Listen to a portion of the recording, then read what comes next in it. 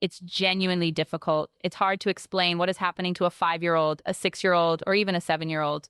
But the schools have been incredibly supportive of them through all of this. No camera caught every single word. No courtier dared repeat the entire sentence afterward.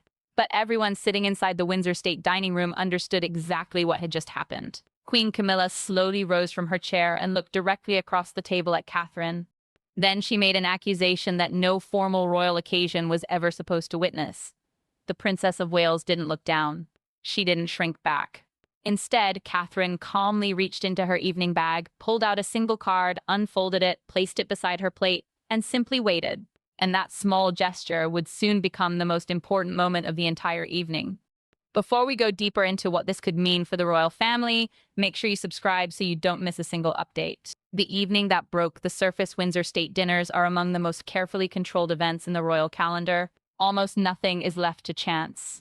Weeks before a guest ever arrives, the Lord Chamberlain's office confirms everything from seating positions to entrance sequences and the precise order in which members of the royal household are expected to enter. And that level of precision isn't simply about tradition or appearances, it serves a much larger purpose. A state dinner is also a public statement of hierarchy. For visiting governments, senior diplomats, foreign officials, and international representatives, every movement communicates something. Who enters first? Who sits where? Who is placed beside whom? Who leads the procession? All of it tells the outside world exactly how authority is arranged inside the British royal household. But on this particular evening, two official documents contained completely different instructions concerning the same woman. Catherine and William arrived looking calm and completely composed. They followed the entrance normally designated for the principal royal couple. There was no hesitation, no visible confusion. They were simply following what their household had been instructed to do. But Camilla's household had received a different written order. According to the instructions delivered to the Queen and King, Charles and Camilla were supposed to lead from that same entrance. Somewhere inside the protocol system, something had gone seriously wrong. The protocol office had failed to identify the contradiction before both sets of approved instructions were distributed. And by the time the first course was being served, the problem could no longer be hidden. Camilla noticed the discrepancy before the soup had even been cleared. She had several opportunities to handle it quietly. She could have asked Catherine to step aside. She could have discreetly sent a message through a nearby courtier. She could have waited until the dinner was over and addressed the matter privately, but she chose none of those options. Instead, Camilla placed her glass down with deliberate calm. Then she looked straight across the table at Catherine, and she told her that her entrance had been wrong. It wasn't phrased as a question. It wasn't offered as a gentle suggestion. It was an accusation. Her voice remained controlled enough to preserve the formal atmosphere of the dinner, but it was loud and clear enough that senior officials sitting nearby could hear what she was saying. For a few seconds, Catherine said nothing. She allowed the silence to remain. She gave everyone around the table enough time to understand exactly what had been alleged before responding. And when she finally spoke, she did not apologize. Instead, Catherine explained that she had followed the final written instructions delivered to her household that very afternoon. Those instructions carried the approval mark of the protocol office. She hadn't selected her position at the entrance herself. She hadn't ignored royal protocol. She had simply followed the instructions that had officially been given to her. Then Catherine made her position impossible to misunderstand. She reached into her evening bag. She took out the instruction card. She unfolded it, and she placed it carefully beside her plate. The room suddenly had something far more powerful than a verbal disagreement. It had evidence. A senior courtier leaned closer to inspect the approval stamp, and what he discovered immediately changed the nature of the confrontation. The card carried an authorization date that was later than the version Camilla's team had received. That meant there weren't simply two people remembering the same instruction differently. There were two separate official documents. Both carried royal authority, both had been formally approved, and both assigned different women to the exact same ceremonial entrance that evening. For a moment, Camilla's confidence appeared to weaken. Charles looked down toward the table. He remained silent. And suddenly, the king found himself trapped in a situation where neither response was easy. If he immediately supported his wife, he could appear to be taking sides in a dispute involving another senior member of the royal family. But if he supported Catherine, he risked publicly undermining the authority of the current queen. So Charles said nothing, and his silence solved nothing. It didn't ease the tension. It didn't defend Camilla. And it didn't protect Catherine from the confrontation that had already taken place in front of diplomatic guests. Catherine then expressed regret that the disagreement had reached the dinner table in the first place. But she still refused to apologize for following an officially authorized instruction. That distinction mattered. An apology would have suggested that Catherine had done something wrong. Instead, she remained calm, respectful, and firm. She accepted that the situation was unfortunate, but she did not accept responsibility for a protocol error she had not created. And that difference would matter long after the final plates were removed. The foreign guests sitting around that table would carry their impressions back to their own countries. Courtiers would record their internal accounts of what had happened. And the image of the Princess of Wales calmly producing a folded instruction card to defend her integrity in front of diplomatic witnesses could ultimately say more than any carefully written palace statement ever could. The candles continued burning. The courses were cleared. Eventually, the dinner came to an end. But the confrontation itself was far from over. Because what happened inside that dining room wasn't an isolated disagreement. Its roots stretched back 6 weeks earlier. 6 weeks before anyone sitting at that table realized there was a much deeper problem developing behind the scenes. The 6-week fuse 6 weeks before the state dinner, Catherine arrived at a rehearsal for an investiture ceremony expecting a routine royal engagement. An investiture is a highly formal occasion during which the monarch honors people who have made significant contributions through public service. On this particular occasion, Catherine had been asked to present a specific award alongside the king. At the time, there appeared to be nothing unusual about the arrangement. But what happened during that rehearsal would become the first indication that the disagreement eventually seen at Windsor had been building quietly for weeks. The rehearsal was supposed to be short, routine, and completely procedural. But something had changed. Someone had moved Catherine's floor marker. At the last minute, palace planners had altered the positions where the participants were supposed to stand. Catherine's small marker, the exact spot indicating where she should remain during the presentation, had been moved closer to the king. The explanation was practical. The new arrangement made it easier for the award presentation to happen without the participants having to cross an unnecessarily large distance across the ceremonial floor. On paper, it was nothing more than a logistical adjustment, but there was one problem. Camilla had not been informed about it. When the Queen entered the rehearsal area and saw Catherine standing in the newly assigned position, she stopped. Those present later recalled that Camilla addressed Catherine directly. Her voice wasn't raised, and there was no obvious display of anger, but the nearby staff could clearly hear what she said. Catherine, according to Camilla, appeared to be standing in the position that Camilla believed had been assigned to her. It might have sounded like a small comment to someone unfamiliar with royal protocol. It wasn't. Inside a royal ceremony, physical positioning can carry enormous symbolic meaning. Where someone stands in relation to the sovereign can communicate status, authority, trust, and closeness to the crown. Even a few feet can become significant. And in this case, Catherine's new position placed her closer to the king. To outsiders, that might have looked like nothing more than a floor plan adjustment.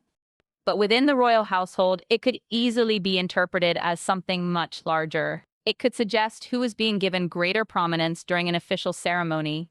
It could suggest whose influence mattered most. And that was how Camilla appeared to interpret it. Catherine immediately explained that she hadn't asked for the change. She even offered to move back. She responded quickly because she wanted to prevent what could have been a simple misunderstanding from becoming something personal. But the rehearsal coordinator stopped her. The schedule was already behind. There was no time to rearrange everyone again. More importantly, the coordinator explained that the revised positions had already received the appropriate approval. In other words, Catherine wasn't standing there because she had demanded a better position. She was standing there because the palace planners had instructed her to do so.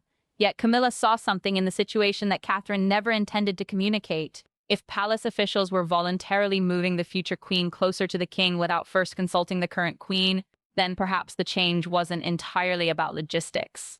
Perhaps it reflected a deeper shift in how the household was beginning to interpret precedents during formal occasions.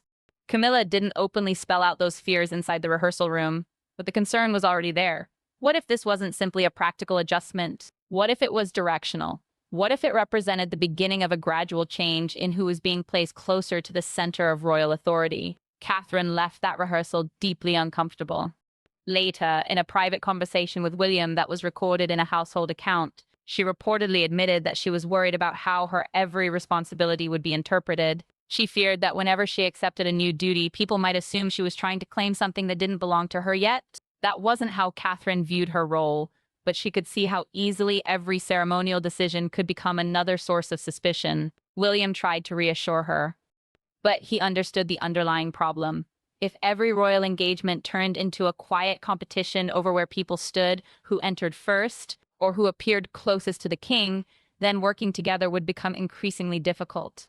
Every ordinary decision could begin to look like a power struggle. And once suspicion becomes part of the process, even the smallest adjustment can suddenly feel deliberate. Charles learned about the exchange that same evening. According to an advisor who later documented the conversation, the king's belief was that the tension would eventually disappear if nobody gave it unnecessary importance. He believed that refusing to choose a side was the best way to preserve peace. But there was a fundamental problem with that approach. Avoiding the issue wasn't the same thing as resolving it.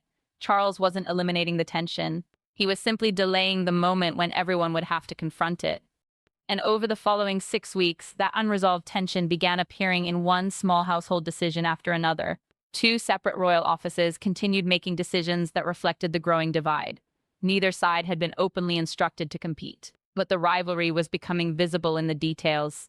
Then came the Windsor dinner. Catherine's household received one version of the official instructions. Camilla's household continued working from an older version.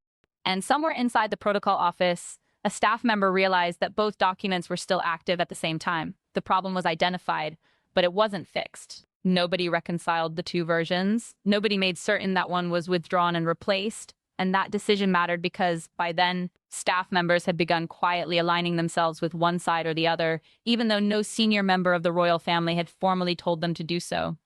Then came the document that changed everything. The document that changed everything. Most royal disagreements can be contained. A poorly worded announcement can be corrected. A missed engagement can be explained.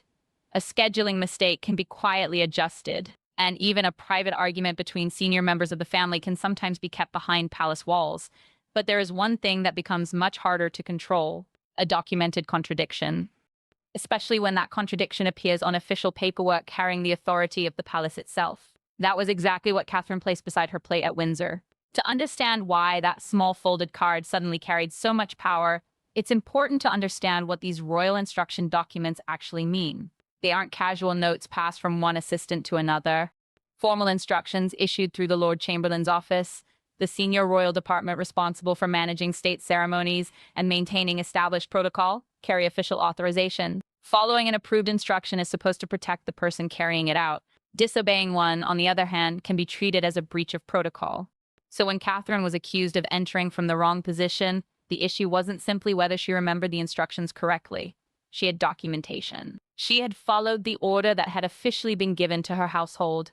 Camilla had received a different instruction, and when the courtier examined both documents at the table, the contradiction became impossible to dismiss. The version delivered to Catherine's household that afternoon had been revised and authorized after the version Camilla's team had received. That meant Camilla had been working from an outdated document, one that should have been withdrawn, one that should have been replaced. But no one had made sure that happened. And with that discovery, the entire dynamic inside the dining room changed. What had initially looked like a confrontation between two senior royal women suddenly became evidence of a much larger failure within the household. The question was no longer simply, who was right? The far more uncomfortable question was, how had two contradictory royal instructions been allowed to remain officially valid in the first place? And that question was about to expose just how deep the problem had become. Camilla had entered the confrontation completely convinced that Catherine had made a mistake. The document in Camilla's possession appeared to support that belief. From her perspective, the written instructions she had received seemed to confirm that Catherine had taken the wrong position. But everything changed when a senior courtier quietly examined Catherine's card and confirmed that it carried the later authorization mark. In that instant, Camilla's certainty disappeared. The focus was no longer on Catherine. It shifted toward the royal offices themselves. The real question became, who had allowed this to happen? Someone had issued a revised instruction without properly withdrawing the original, and that wasn't something that could simply be dismissed as one person's accidental oversight. The situation pointed to a much broader communication failure between competing offices. Two different sets of instructions had been allowed to remain active simultaneously, and because nobody had taken responsibility for reconciling them, two women had been placed in direct conflict in front of foreign guests. Later that night, Charles reviewed both documents privately in his study. As he examined them, he was forced to confront something far more serious than a clerical mistake. The paperwork was evidence of a divided household. The competing loyalties within his own institution had created the conditions for a situation in which Catherine and Camilla were effectively left to confront one another over instructions neither woman had personally written. And then an internal review uncovered another disturbing detail. A household assistant connected to Camilla's office had received notification that the revised instruction existed, but the assistant had not withdrawn the earlier version. According to the recorded account, the decision wasn't motivated by personal hostility toward Catherine. The assistant believed they were protecting the Queen. They feared the revised arrangement would diminish Camilla's precedence, and they hoped that by leaving the original instruction in place, the earlier arrangement might ultimately prevail. Charles responded immediately. The assistant was removed from all formal duties, but William wasn't satisfied. His reaction was restrained. There was no dramatic outburst. Instead, he made it clear to his father that removing one employee didn't solve the real problem. The assistant had acted because the structure above them had allowed room for that decision. Staff members had begun believing they could make choices based on whom they thought they were protecting because senior officials had failed to draw a clear boundary between Camilla's authority as queen and Catherine's increasingly significant future role. In the absence of clear direction, protectiveness had taken its place, and that was becoming dangerous. The king who chose silence, Charles, already knew there was tension between the two households. This was perhaps the most difficult part of the entire situation for those closest to it to understand. The king had seen what happened during the investiture rehearsal. He had received the advisor's account of the exchange. He knew that the two offices were operating without a genuinely unified chain of command, and yet for weeks he had hoped the tension would somehow disappear on its own. He didn't want to choose sides. He believed that remaining neutral could preserve peace. But inside a royal household, avoiding a difficult decision doesn't necessarily prevent conflict. Sometimes it allows the conflict to grow. Hope is not a management strategy. And eventually, William came to his father's private study. He entered calmly. He didn't raise his voice. He didn't come looking for an argument. Instead, William spoke carefully, as though he had already considered every point before walking through the door. He told Charles that Catherine had been forced to defend her integrity in front of foreign guests because the palace had failed to properly control its own instructions. And William made clear this wasn't a problem that had suddenly appeared that evening. It had been developing for weeks. It had grown because people with the authority to intervene had repeatedly chosen not to do so. Charles listened. Then he showed his son an internal briefing prepared by the protocol secretary. And what William learned next made the situation even more complicated. The revised instruction, the later version that Catherine's household had received, existed because Charles himself had requested the change. The king had wanted Catherine positioned closer to the younger visiting dignitaries. His intention was strategic. He wanted to project continuity. He wanted the foreign delegation to see that the monarchy had a confident next generation ready to take on greater responsibilities. From Charles's perspective, the adjustment was meant to send a positive message about the future, but the consequences had been very different. The change that Charles had personally requested had ultimately contributed to Camilla's public embarrassment at the dinner. And although Charles had not personally created the contradictory documents, the chain of events leading to that confrontation could be traced directly back to his own decision, and to the fact that the correction had never been properly communicated to Camilla's office. William stood there and allowed the information to sink in, but he did not simply excuse his father. He understood that the original change had a legitimate procedural reason. He understood that the contradiction had begun as a technical failure, but he also understood that the technical failure was not the deepest problem. The deeper problem was the environment that had allowed it to happen. A member of Camilla's staff had felt justified in keeping the old document active because the household itself had never established a clear understanding of where Camilla's authority ended and where Catherine's expanding responsibilities began. Camilla's team had become defensive because no one in a position of authority had clearly explained how the Queen's role would coexist with Catherine's increasingly prominent position. And once again, protectiveness had filled the space where leadership should have been. The problem had not appeared overnight. It had been building for months. Before morning arrived, Charles made 3 decisions. First, he ordered a formal investigation into the contradictory instructions. Second, the assistant involved was reassigned away from ceremonial responsibilities. And third, he established a new requirement for future major changes to formal instructions. Any significant revision would need written confirmation from both his household and William's team before it could be distributed. That third decision was the most important. Not because it could undo what had already happened, it couldn't. The damage inside that dining room had already been done. Instead, the decision mattered because it finally acknowledged the underlying cause. Two competing offices had effectively been operating as separate institutions inside the same royal household. And until that division was addressed, even the smallest ceremonial decision could become another battleground. There had never been a clearly defined structure between the two households. No precise boundary had been established. And the one person with the authority to draw that boundary had spent months trying to remain neutral instead. But neutrality inside a family preparing for a generational transition doesn't necessarily protect everyone equally. It tends to favor the people who are comfortable operating in uncertainty. Meanwhile, those who need clear instructions to carry out their responsibilities can be left vulnerable to accusations of overstepping. Catherine needed clarity. Camilla needed clarity too.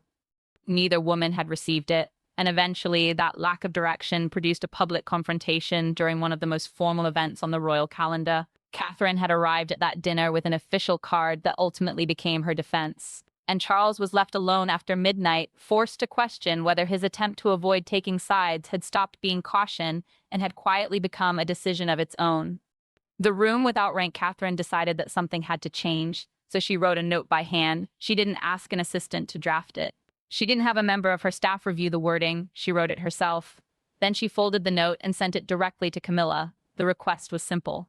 Catherine wanted a private meeting, no husbands, no staff, no courtiers, no advisors, no one who had been contributing to the anxiety between the two households over the previous months.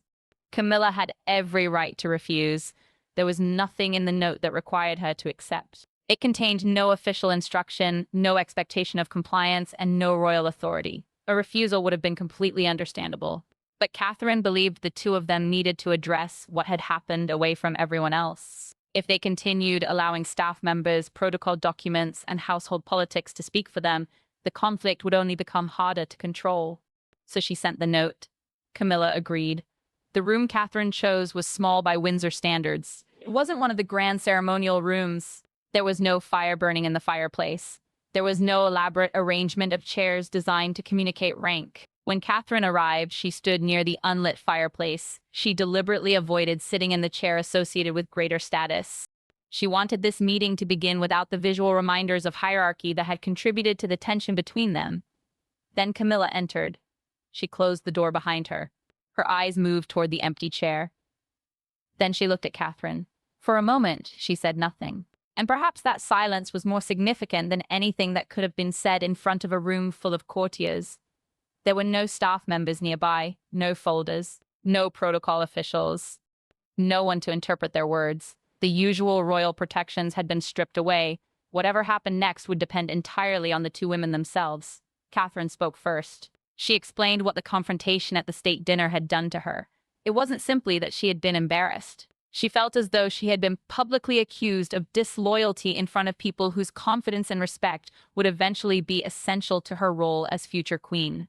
Being challenged in front of senior officials and important foreign guests had placed more than her personal dignity at stake. It had also created questions about whether she was ready for the responsibilities that would eventually come with her position. But the deepest hurt wasn't the disagreement itself. It was the fact that it had happened publicly. To Catherine, the public nature of the accusation made it feel deliberate. Camilla listened. Then she answered with an honesty that even she seemed surprised to hear herself express. She admitted that fear had influenced the way she reacted. For years, she had worked to establish her place and earn acceptance within the institution. Yet somewhere underneath that effort was a persistent fear that everything she had gained could be taken away. The changes happening inside the household had made her feel as though her importance was already beginning to diminish, even before Charles became king. And instead of responding to what Catherine was actually doing, Camilla realized she had been reacting to what she feared Catherine might eventually become. That distinction changed the conversation. Catherine wasn't trying to take Camilla's position. She wasn't trying to challenge her marriage. She wasn't trying to claim authority that didn't belong to her. Catherine told Camilla that all she wanted was enough space to prepare for the responsibilities that were approaching, whatever the future eventually brought. The future wasn't supposed to be a competition. It was a responsibility that both women would eventually have to face in different ways. Then Camilla reached into her handbag. She pulled out the instruction card from the state dinner. For a moment, she looked at it. Then she tore it apart. She placed the pieces on the small table between them. It was a simple gesture, but its meaning was unmistakable. The document that had become a symbol of their disagreement no longer needed to determine their relationship. Catherine didn't suddenly forgive everything. The conversation hadn't erased the hurt, but she understood something important. If the rivalry continued, it wouldn't just affect the two women. It could eventually damage William, it could hurt Charles, and more importantly, it could weaken the institution both of them were serving. They couldn't allow that to happen. Camilla promised that she would apologize to Catherine directly, and Catherine made a commitment of her own. If another disagreement arose in the future, she would speak to Camilla personally before allowing it to become another household dispute, another official policy, or another confusing set of instructions. The conversation eventually came to an end. Camilla walked to the door. She opened it.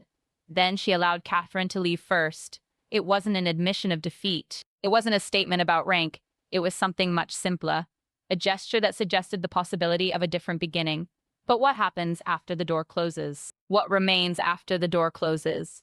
3 days after the Windsor State dinner, Catherine and Camilla appeared together at a royal reception. There was no official announcement explaining what had happened between them. No media briefing was issued. No palace statement attempted to convince the public that everything was suddenly perfect. They simply arrived, and then they walked in together. Given everything that had happened the previous week, even that simple appearance carried meaning. At the entrance, Camilla stopped. She waited for Catherine to join her. For a few seconds before the doors opened, neither woman said anything. But the pause was noticed, and it mattered. When the doors finally opened, the public saw the two women entering side by side. There was no visible distance between them. For people who had followed the controversy surrounding the state dinner, the photograph immediately raised questions. Was this genuine reconciliation? Or was it simply another carefully managed royal image? One newspaper described the moment as Windsor Peace. A morning broadcaster took a more skeptical view, describing it as image management. And one royal commentator offered a more complicated interpretation. Whatever might have happened privately, the visible effort itself mattered. The monarchy depends heavily on the appearance of unity. That doesn't mean members of the royal family must always agree with one another. It means that disagreements cannot constantly be allowed to overwhelm the institution they represent. In that sense, all of these interpretations contained at least part of the truth. The image could have been symbolic. It could have been carefully considered. It could also have reflected a genuine effort between two people who had finally decided that their private fears could no longer dictate their public responsibilities. And the changes inside the palace didn't stop with that photograph. After the dinner, concrete procedural changes were put into place. The protocol assistant involved in the earlier confusion was permanently removed from ceremonial responsibilities. The Lord Chamberlain's office also introduced a new requirement. From that point forward, any major modification to formal royal instructions would require written approval from both the King's household and William's office before those instructions could be distributed to either woman's team.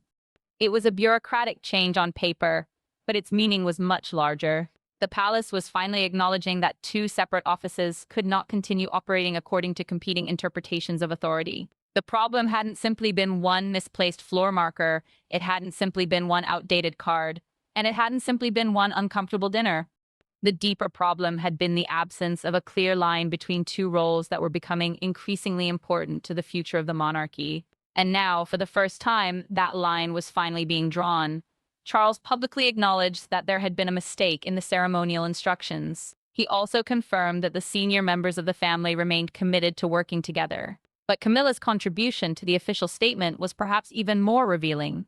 She personally added a sentence acknowledging that she should have addressed her concerns privately rather than raising them at the dinner table. That wording was deliberate. Royal communications teams don't choose language casually.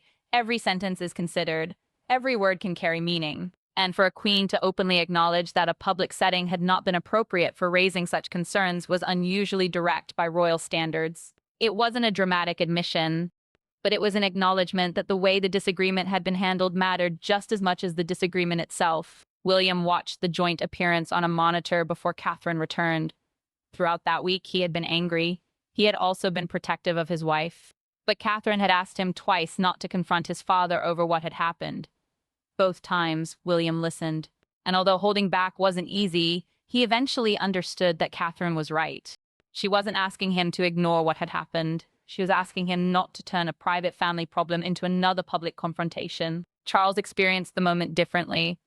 As he watched Catherine and Camilla enter the reception together, something reportedly became clear to him. The reconciliation he had hesitated to facilitate had happened without him. The two women had accomplished something he had spent weeks avoiding. They had entered a small room without their husbands, without advisors, and without the layers of royal protocol that usually surrounded them. Then they had talked openly about the things that official procedures could never resolve. And in doing so, they achieved what Charles's cautious neutrality had failed to accomplish. His decision to avoid choosing a side hadn't prevented the conflict. In fact, over the weeks leading up to the state dinner, that avoidance had helped create the conditions in which the disagreement eventually exploded. But Catherine and Camilla made a different choice. They confronted it, privately, directly, and without allowing anyone else to speak for them. The lesson behind the Windsor State dinner. So what is the real lesson from everything that happened at the Windsor State dinner? It isn't simply that royal families argue. They do. It isn't simply that hierarchy can create competition. It can. And it isn't even simply that women positioned to eventually succeed one another can experience unique pressures that institutions don't always recognize. All of those things may be true, but they aren't the most important takeaway. The real lesson is much simpler. Avoiding a necessary conversation doesn't make conflict disappear. It only postpones it. And while the disagreement remains unspoken, it can quietly grow. Small misunderstandings become assumptions. Assumptions become suspicion. Suspicion eventually becomes resentment. And when the pressure finally becomes too great, what could have been handled privately can suddenly explode in the most public way possible. That is what happened here. 2 women, 2 instruction cards, 1 state dinner, and eventually a quiet understanding that neither of them had been willing to reach on their own until the conflict forced them to do so. Because rank doesn't eliminate personal fear, status doesn't make insecurity disappear, and power cannot replace honesty. Catherine and Camilla stood beside each other at the reception entrance for those brief moments before the doors opened. Between them was an entire history of unspoken tension. There had been months of uncertainty, a public confrontation at a formal dinner, a folded instruction card placed on a table, a torn card left behind in a private room, and an agreement between 2 women who realized that they couldn't allow their fears to continue speaking for them. Yet, when those doors finally opened, they walked through together. Not because every disagreement had magically disappeared, not because the past could simply be erased, but because they had finally chosen to address the problem instead of allowing silence to make the decision for them. And perhaps that is what made the moment matter. Because sometimes the most significant royal gesture isn't a speech, a ceremony, or an official announcement. Sometimes it's simply 2 people deciding to walk through the same door together. If this story leaves you wondering what the future could look like for both women within the monarchy, make sure you subscribe now. We cover the moments, tensions, and developments that official statements often leave unexplained.